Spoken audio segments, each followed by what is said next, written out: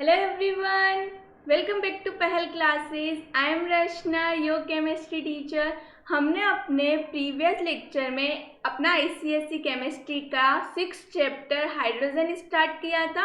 ये अपना एक न्यू चैप्टर था। हमने प्रीवियस लेक्चर में देखा था कि हाइड्रोजन क्या होती है। हमने पढ़ रखा है हाइड्रोजन एक एलिमेंट है। इसके अलावा हमने हाइड्रोजन को फर्स्ट एंड 17 टू ग्रुप्स में रखा गया था। वो डिसाइड नहीं था कि उसे फर्स्ट ग्रुप में रखा जाना चाहिए, उसे 17 ग्रुप में रखा जाना चाहिए। तो हाइड्रोजन का यदि उसकी जगह फिक्स नहीं थी तो उनको दोनों ग्रुप में माना गया कि उसको फर्स्ट ग्रुप में भी रख सकते हैं हम और उसे सेकंड 17 ग्रुप में भी रख सकते हैं। तो इन दोनों ग्रुप में रख सकते हैं तो उनकी कुछ ना कुछ प्रॉपर्टीज तो होगी, इसी वजह से उसे दोनों ग्रुप में रख सकते हैं। फर्स्ट ग्रुप में रखने के लिए वो कैसे प्रॉपर्टीज सिमिलर रखता है फर्स्ट ग्रुप के एलिमेंट से, ये हमें देखना था। हमने प्रीवियस लेक्चर में ये देख लिया है कि वो फर्स्ट ग्रुप से सिमिलरिटीज कैसे रखता है।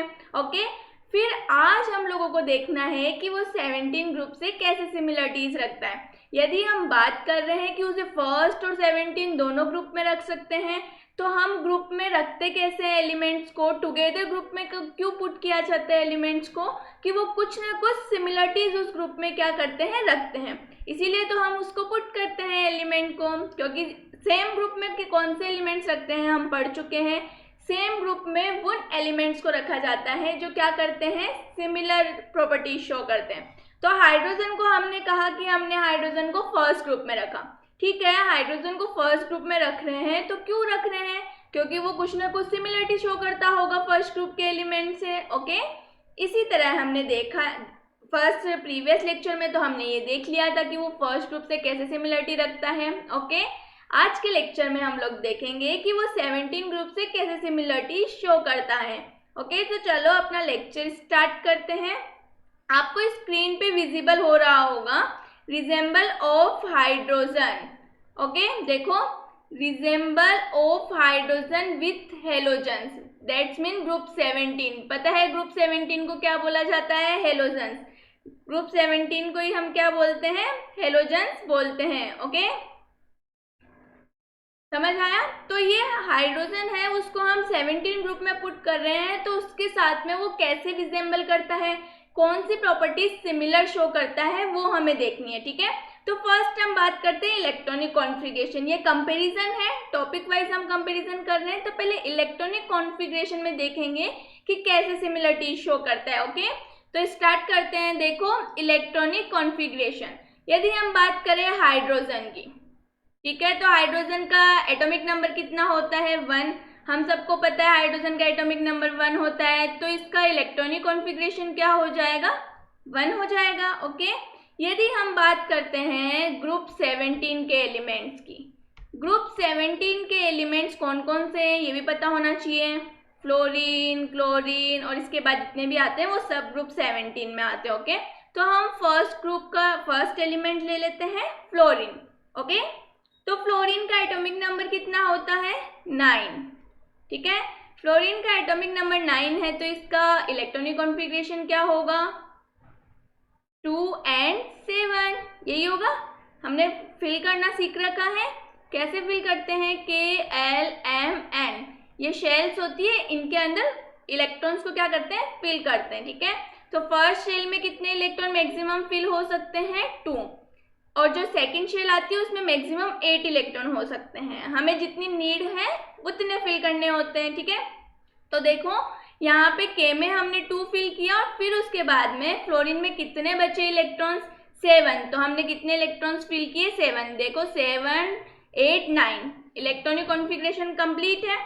तो यदि हम बात करें तो फ्लोरीन को ऑक्टेट कंप्लीट करने के लिए, क्या कंप्लीट करने के लिए, ऑक्टेट कंप्लीट करने के लिए कितने इलेक्ट्रॉन्स की नीड है, जस्ट 1 इलेक्ट्रॉन। ओके, हमने देख रखा है हर एक एलिमेंट ऑक्टेट कंप्लीट करना चाहता है, तो फ्लोरीन को ऑक्टेट कंप्लीट करने के लिए कितने इलेक्ट्रॉन्स की नीड है, सिर्फ 1 इलेक्ट्रॉन की नीड है। ठीक है, तो फ्लोरीन को जब ऑक्टेट कंप्लीट करने के लिए 1 इलेक्ट्रॉन की नीड है, तो जैसे ही ये 1 इलेक्ट्रॉन लेगा इसका ऑक्टेट कंप्लीट हो जाएगा, क्योंकि ये 8 में कन्वर्ट हो जाएगा। ठीक है, इसी तरह यदि हम बात करें हाइड्रोजन की, ठीक है, तो हाइड्रोजन को अपना ड्यूप्लेट कंप्लीट करने के लिए कितने इलेक्ट्रॉन्स की नीड है, 1 इलेक्ट्रॉन की अब मैंने बताया है ऑक्टेट रूल भी मैं आप लोगों को पढ़ा चुकी हूँ और ड्यूप्लेट रूल भी पढ़ा चुकी हूँ। ओके, ऑक्टेट रूल में तो क्या होता है, जो भी एलिमेंट है वो अपना ऑक्टेट कंप्लीट करना चाहता है और हाइड्रोजन में मैक्सिमम ही शेल के अंदर 2 इलेक्ट्रॉन्स आ सकते हैं, तो वो ऑक्टेट कंप्लीट करने की बजाय क्या कंप्लीट करता है, ड्यूप्लेट कंप्लीट करता है। ठीक है, तो हाइड्रोजन को ड्यूप्लेट कंप्लीट करने के लिए कितने इलेक्ट्रॉन्स की नीड है, 2 इलेक्ट्रॉन्स की नीड है। तो हाइड्रोजन 1 इलेक्ट्रॉन की नीड है क्योंकि ड्यूप्लेट में कितने इलेक्ट्रॉन्स आते हैं, 2। 1 इसके पास ऑलरेडी है, इसको 1 और चाहिए। जैसे ही इसने 1 इलेक्ट्रॉन लिया इसका ड्यूप्लेट कंप्लीट हो जाएगा। ठीक है, तो दोनों, यदि हम बात करें दोनों एलिमेंट्स को, ग्रुप 17 के एलिमेंट्स को और हाइड्रोजन को, ठीक है, तो हम ग्रुप 17 का कौन सा एलिमेंट ले रहे हैं, फ्लोरीन। ओके, तो यदि हम बात करें फ्लोरीन और हाइड्रोजन, ठीक है, फ्लोरीन और हाइड्रोजन दोनों की यदि हम कंपेयर करें इलेक्ट्रॉनिक कॉन्फ़िगरेशन का, तो स्टेबल होने के लिए ऑक्टेट क्यों कंप्लीट करते हैं, स्टेबिलिटी गेन करने के लिए। तो अब मैं डायरेक्ट बोल रही हूँ स्टेबल होने के लिए। ठीक है, तो ये दोनों स्टेबल होने के लिए इसको कितने इलेक्ट्रॉन्स की नीड है, दोनों एलिमेंट्स को ओनली 1 इलेक्ट्रॉन चाहिए। दोनों एलिमेंट्स को 1 इलेक्ट्रॉन चाहिए स्टेबल कॉन्फ़िगरेशन के लिए। तो क्या ये सिमिलरिटी शो करते हैं, बिल्कुल कर रहे हैं। इसको भी 1 चाहिए स्टेबल होने के लिए और फ्लोरीन को भी क्या चाहिए, 1 चाहिए। तो हाइड्रोजन को इसीलिए ग्रुप 17 में भी रिजेंबल किया जा सकता है क्योंकि वो सेम प्रॉपर्टीज शो करता है। फर्स्ट हमने देखी। अब बात करते हैं, देखो electronic configuration. All the halogens have 7 electron in their outermost shell and need just 1 electron to attain stable inert gas configuration. Similarly, hydrogen also needs just 1 electron to attain stable inert gas configuration. Okay, समझ आया? जो मैंने अभी आपको समझाया है वही यहाँ लिखे हुआ है। ओके, आगे देखते हैं नेक्स्ट, वैलेंसी। अब वैलेंसी क्या होती है ये भी बता रखा है अच्छे से। ठीक है, देखो hydrogen and halogen show A valency of 1। Hydrogen भी वैलेंसी 1 शो करता है और हेलोजन्स होते हैं like fluorine, chlorine, bromine, iodine, ये सब भी क्या करते हैं, 1 वैलेंसी शो करते हैं। अब वैलेंसी क्या है ये मैं आपको ऑलरेडी बता चुकी हूँ, आप लोगों को आना भी चाहिए। ठीक है, तो वैलेंसी कितनी शो करते हैं, 1 शो करते हैं। हाइड्रोजन भी 1 करता है और क्लोरीन भी क्या करता है, 1 वैलेंसी शो करता है। तो इलेक्ट्रॉनिक कॉन्फ़िगरेशन हमने देखा और वैलेंसी हमने देखी। इलेक्ट्रॉनिक कॉन्फ़िगरेशन और वैलेंसी दोनों में ये क्या करते हैं, सिमिलरिटी शो करते हैं। समझ आया कैसे करते हैं? इलेक्ट्रॉनिक कॉन्फ़िगरेशन भी हाइड्रोजन का जस्ट स्टेबल होने के लिए 1 इलेक्ट्रॉन की नीड होती है, फ्लोरीन में भी होती है और वैलेंसी भी दोनों की क्या होती है, 1 होती है। अब आप चलते हैं और नेक्स्ट देखते हैं नॉन मेटल। अब नॉन मेटल क्या होता है ये भी मैंने बता रखा है, बहुत बार आ चुका है। नॉन मेटल क्या होता है, ठीक है, जो भी क्या करते हैं, इलेक्ट्रॉन गेन करने की टेंडेंसी। ठीक है, जिनकी भी इलेक्ट्रॉन गेन करने की टेंडेंसी होती है एलिमेंट्स की, उनको हम किस में कंसिडर करते हैं, नॉन मेटल के अंदर कंसिडर करते हैं। तो देखो hydrogen is non metallic like halogen. Hydrogen की भी 1 इलेक्ट्रॉन लेने की टेंडेंसी है ड्यूप्लेट कंप्लीट करने के लिए, स्टेबिलिटी के लिए, तो वो 1 इलेक्ट्रॉन क्या कर सकता है, गेन कर सकता है। ठीक है, और हेलोजन्स होते हैं वो सब भी नॉन मेटल में ही कंसिडर होते हैं, हमने देखा है, क्योंकि उन सब की क्या होती है, 1 इलेक्ट्रॉन गेन करने की टेंडेंसी होती है। तो इस तरह है नॉन मेटल के टॉपिक में भी क्या हुआ, हाइड्रोजन और हेलोजन्स, दैट्स मीन फ्लोरीन को हम कंपेयर कर रहे हैं, दोनों क्या होते हैं, सेम प्रॉपर्टी, सिमिलर प्रॉपर्टी क्या करते हैं, शो करते हैं। ठीक है, समझ आया यहाँ तक? अब देखते हैं आगे एटोमिसिटी। ठीक है, तो एटोमिसिटी क्या होती है, एटोमिसिटी क्या होती है, कोई भी आपके पास में एलिमेंट है वो कितना प्रेजेंट है। फॉर एग्जांपल यदि मैं बात करूँ O2, ठीक है, तो ऑक्सीजन के कितने वो एलिमेंट है इसके अंदर, तो हम बात करें कि 2। ठीक है, तो एटोमिसिटी क्या होती है कि कोई भी गैस है वो डायटोमिक है, 3 एटोमिक है, हमें बताती है कि उसमें उस एलिमेंट के कितने प्रेजेंट है अमाउंट। लाइक H2O की यदि मैं बात करूं, ठीक है, तो इसमें आप बता सकते हो देख के, फॉर्मूला देख के, कि इसमें हाइड्रोजन एलिमेंट तो कितने हैं, 2 है, और ऑक्सीजन कितनी है, 1 है। ठीक है, तो ये 2 और 1 इनकी क्या होती है, एटोमिसिटी होती है। ठीक है, हाइड्रोजन की 2 है तो हम उसको बोलते हैं डायएटॉमिक। ठीक है, और यदि ऑक्सीजन की 1 है तो वो मोनोएटॉमिक। समझ आया एटोमिसिटी क्या होती है? चलो देखो, hydrogen as well as halogens are diatomic gases. Hydrogen gas होती है और हमेशा H2 की फॉर्म में एग्जिस्ट करती है। किसकी फॉर्म में एग्जिस्ट करती है? H2 की फॉर्म में। इसी तरह जो हेलोजन्स गैसेस होती है, ठीक है, फ्लोरीन, क्लोरीन, ये सब भी डायटोमिक गैसेस होती है। हमेशा आपने देखा होगा क्लोरीन Cl2 की फॉर्म में ही एग्जिस्ट करता है, ठीक है, फ्लोरीन F2 की फॉर्म में एग्जिस्ट करता है, ब्रोमीन होता है वो Br2 की फॉर्म में एग्जिस्ट करता है। ओके, तो समझ आया कि एटोमिसिटी क्या होती है, और हाइड्रोजन और हेलोजन एटोमिसिटी इन दोनों की सेम होती है, और वो क्या होती है? डाई एटॉमिक गैसेस होते हैं ये। ओके, अब बात आती है आयन फॉर्मेशन की, कि ये लोग आयन कैसे फॉर्म करते हैं। तो देखो ion formation, okay, halogens have a strong tendency to form halide ions. Halogens होते हैं, उनकी हेलाइड आयन फॉर्मेशन करने की क्या होती है? स्ट्रॉन्ग टेंडेंसी होती है, ठीक है। इसी तरह आप बात करते हैं हाइड्रोजन की, तो हाइड्रोजन भी क्या करता है? सेम क्या करता है? टेंडेंसी शो करता है। कैसे? देखो, halogens have a strong tendency to form halide ions in a similar way. Hydrogen shows some tendency to gain one electron to form hydride ion, ठीक है। हाइड्रोजन भी होता है, 1 इलेक्ट्रॉन गेन करके हाइड्राइड आयन फॉर्म करने की tendency रखता है, 1 इलेक्ट्रॉन गेन करता है। ओके, और ये क्यों गेन करता है? स्टेबल होने के लिए, ऑलरेडी बता चुकी हूँ। तो ये गेन करके किस में कन्वर्ट होता है? हाइड्राइड आयन में कन्वर्ट होता है। इसी तरह हेलोजेंस भी यही करते हैं। समझ आया? चलो देखो, thus hydrogen like halogens exhibit electronegative character. इनके इलेक्ट्रोनेगेटिव कैरेक्टर भी क्या करते हैं? ये शो करते हैं। ओके, तो सिमिलरिटीज हमने किस किस में देखी? इलेक्ट्रॉनिक कॉन्फ़िगरेशन में सिमिलरिटीज होती है, एटोमिसिटी में भी होती है, नॉन मेटल्स भी होते हैं ये दोनों। ओके, और आयन फॉर्मेशन में भी हमने देखा। अब हम देखेंगे कॉम्बिनेशन विथ मेटल्स, ठीक है। ये मेटल्स के साथ कंबाइन करके किसका फॉर्मेशन करते हैं? देखो, combination with metals, hydrogen combines with metals to form hydrides, similarly halogen form halides। Hydrogen होता है वो हाइड्राइड का फॉर्मेशन करता है सेम रिएक्शन के थ्रू। उसी तरह है हेलोजेंस किसका करते हैं? हेलाइड का फॉर्मेशन करते हैं। तो क्या हुआ? ये मेटल से क्या कर रहे हैं? सिमिलर रिएक्शन शो करते हैं। कौन? हाइड्रोजन और हेलोजन। समझ आया? हाइड्रोजन भी मेटल से रिएक्शन शो करता है सिमिलर। उसी तरह है जो हेलोजेंस होते हैं वो भी क्या करता है? सिमिलर प्रॉपर्टीज शो करता है। प्रॉपर्टीज मतलब रिएक्शन शो करता है किसके साथ में? मेटल्स के साथ में। देखो रिएक्शन आपको नजर आ रही होगी यहाँ पे। सोडियम है वो मेटल है, पता है फर्स्ट ग्रुप का एलिमेंट है। मेटल क्या होता है? इलेक्ट्रॉन डोनेट करने की टेंडेंसी। तो जो सोडियम है वो इजीली इलेक्ट्रॉन डोनेट कर सकता है, ठीक है। तो देखो सोडियम है, उसने हाइड्रोजन से रिएक्शन करके क्या बनाया? Sodium hydride. ओके, किसका फॉर्मेशन किया? सोडियम हाइड्राइड का फॉर्मेशन किया, ठीक है।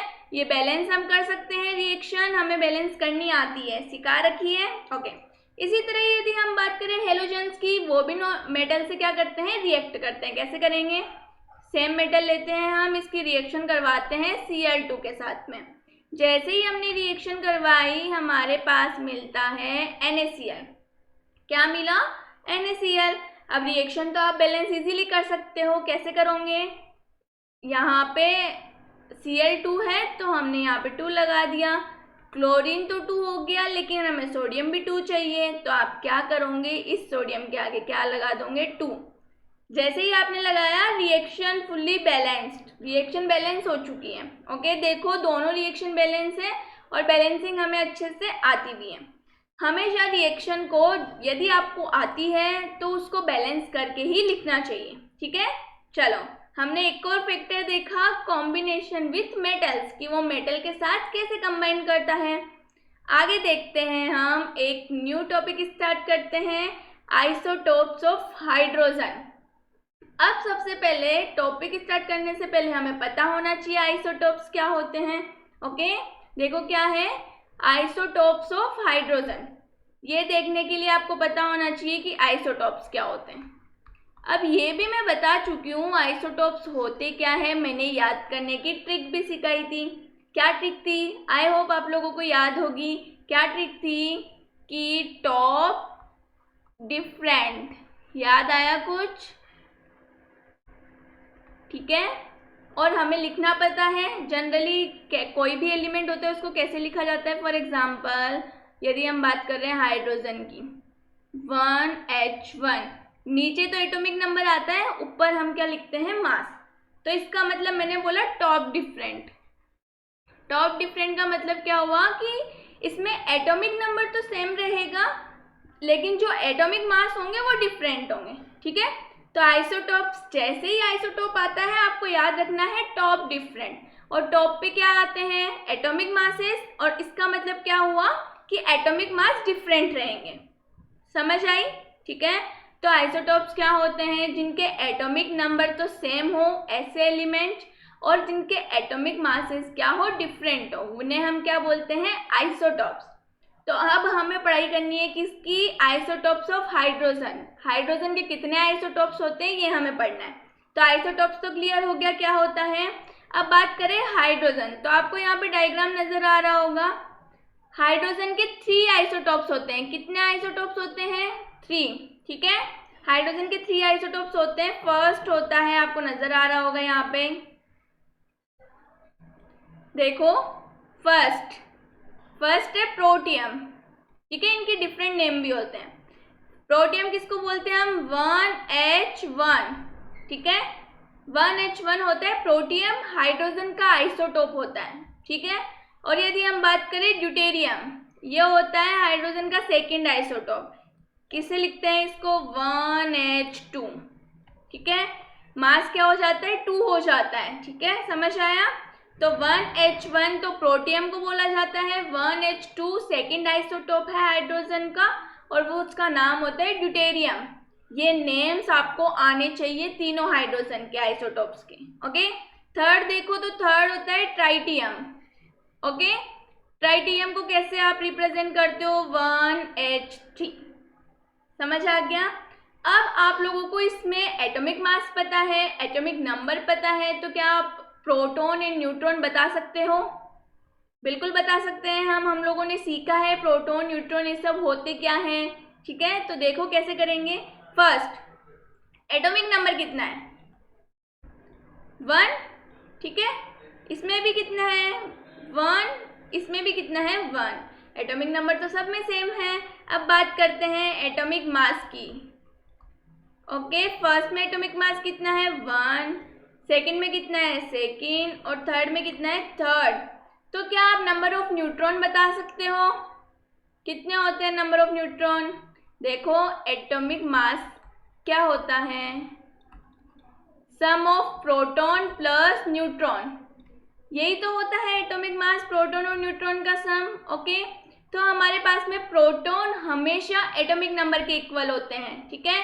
प्रोटॉन एटॉमिक नंबर के इक्वल होते हैं। तो फर्स्ट की यदि हम बात करें प्रोटियम की, एटॉमिक नंबर कितना था? 1। और इसका मास कितना था? 1। तो प्रोटॉन कितने हो गए इसके अंदर? यदि हम बात करते हैं न्यूट्रॉन, तो न्यूट्रॉन कितना हो जाएगा? 0 हो जाएगा। इसी तरह आप बता सकते हो इसके अंदर न्यूट्रॉन कितने हो जाएंगे?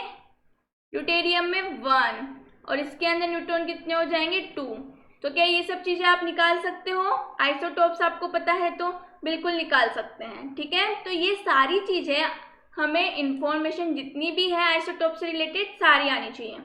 ओके। फर्स्ट आपको पता होना चाहिए हाइड्रोजन के 3 आइसोटोप्स होते हैं, उनके नेम क्या होते हैं। नेम के अकॉर्डिंग रिप्रेजेंटेशन आपको अच्छे से करना आना चाहिए। समझ आया? चलो अब हम देखते हैं डिस्कवरी। हाइड्रोजन की डिस्कवरी किसने की थी? सबसे अब मेन चीज हम चलते हैं और देखते हैं कि हाइड्रोजन की डिस्कवरी किसने की। ओके। चलो देखते हैं। एक साइंटिस्ट थे हेनरी कैवेंडिश। ओके। 1766 में उन्होंने सबसे पहले हाइड्रोजन को डिस्कवर किया। कैसे डिस्कवर किया था? उन्होंने क्या किया था? सल्फ्यूरिक डाइल्यूट सल्फ्यूरिक एसिड था, उसको आयंस को क्या किया था? क्रिएट किया था। उससे उनको पता चला था कि हाइड्रोजन भी कोई एक एलिमेंट होता है। तो सबसे पहले डिस्कवरी किसने की? हेनरी कैवेंडिश ने की थी। देखो in 1766 Henry Cavendish discovered hydrogen by treating iron with dilute sulfuric acid. Okay, देखो, he also proved that when hydrogen is burnt in air, water is the only product obtained. उन्होंने ये भी prove किया कि यदि हम हाइड्रोजन को air के साथ में क्या करते हैं, बर्न करते हैं, तो हमेशा एक ही प्रोडक्ट का फॉर्मेशन होता है और वो प्रोडक्ट था वाटर. ठीक है, सिर्फ ओनली ऑन किसका फॉर्मेशन होगा, वाटर का होगा. कंडीशन क्या थी, यदि हाइड्रोजन को हम बर्न करते हैं एयर में तो किसका फॉर्मेशन होता है, वाटर का होगा, और वो सिर्फ ओनली प्रोडक्ट था. कैसे होता है, हमने वैसे रिएक्शंस देखी है. हाइड्रोजन को एयर में बर्न करो, एयर में क्या मतलब, ऑक्सीजन के साथ में, तो आपके पास में आने वाली है वाटर. अब आप रिएक्शन को बैलेंस तो कर सकते हो, हाइड्रोजन 2 है, ऑक्सीजन यहाँ पे 2 है. ठीक है, तो आप क्या कर दो, इसको 2 बनाओ. समझ आ गया, और यहाँ पे भी क्या लगने वाला है, 2. तो देखो बैलेंस हुई क्या, ये हाइड्रोजन कितने हो गए, 4, ऑक्सीजन 2, इधर हाइड्रोजन 4 और ऑक्सीजन 2. ठीक है, तो हमारी रिएक्शन क्या है, बैलेंस्ड है. ये बैलेंस्ड रिएक्शन है, तो आप देख रहे होंगे यदि हम हाइड्रोजन को ऑक्सीजन के साथ में बर्न कर रहे हैं तो हमें क्या मिल रहा है, वाटर मॉलिक्यूल. समझ आ गया. तो उन्होंने ये प्रूव किया था, किस साइंटिस्ट ने, हेनरी कैवेंडिश ने. ठीक है, देखो, Cavendish called this gas inflammable gas. It was Lavoisier who named it hydrogen. Henry ने तो इसे इनफ्लेमेबल गैस बताया था. ओके, लेकिन जो एक दूसरे साइंटिस्ट थे लेवोसियर, उन्होंने हाइड्रोजन इसको नाम दिया था गैस को. ठीक है, तो हेनरी कैवेंडिश थे, उन्होंने डिस्कवर किया, बट हाइड्रोजन नाम हेनरी ने नहीं दिया था. हाइड्रोजन नाम किसने दिया था बाद में, लेवोसियर ने बताया था, इसको हाइड्रोजन नाम दिया था. समझ आया, डिस्कवरी किसने की, नाम किसने दिया, ये सब समझ आया हम. ठीक है, तो आज के वीडियो लेक्चर में हम लोगों ने देखा है हाइड्रोजन की रिजेंबल कुछ सिमिलर प्रॉपर्टीज 17 ग्रुप के साथ में, कि यदि हम उसे ग्रुप 17 में रखते हैं तो क्यों रखते हैं. कुछ सिमिलरिटीज देखी उसमें हमने. इसके अलावा हमने देखे हाइड्रोजन के आइसोटोप्स, जो कि कितने होते हैं, 3 आइसोटोप्स होते हैं. ओके, आई होप यहाँ तक आप लोगों को सब समझ आ गया होगा. यदि किसी भी स्टूडेंट को कोई डाउट है तो प्लीज़ कमेंट बॉक्स में कमेंट करके पूछें. तब तक अपना ख्याल रखिए, मेरे वीडियोस देखते रहिए. Thank you.